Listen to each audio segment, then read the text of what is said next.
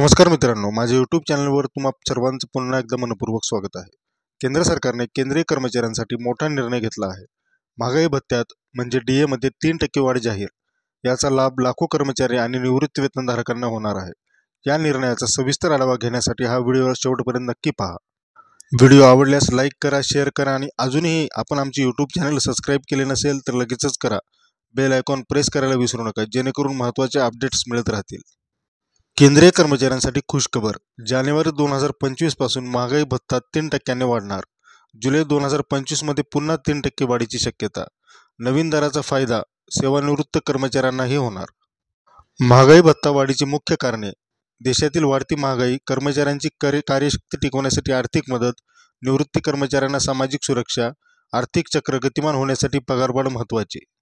महाराष्ट्र राज्य कर्मचाऱ्यांची परिस्थिती काय? राज्य कर्मचाऱ्यांना अद्याप जुलै 2024 पासून DA वाढ मिळालेली नाही. 3% वाढीचा प्रस्ताव सरकारकडे विचाराधीन. लवकरच मोठी घोषणा होण्याची शक्यता. थकबाकी मिळणार, पण वितरण प्रक्रियेबाबत निर्णय बाकी. या निर्णयाचा तुमच्यावर काय परिणाम होईल? आपल्याला मतांमध्ये कमेंट करा आणि आम्हाला सांगा. ताज्या अपडेटसाठी यूट्यूब चॅनल सबस्क्राईब करा आणि अधिकृत घोषणा येताच आम्ही तुम्हाला लगेचच कळवू. धन्यवाद मित्रांनो. जय महाराष्ट्र.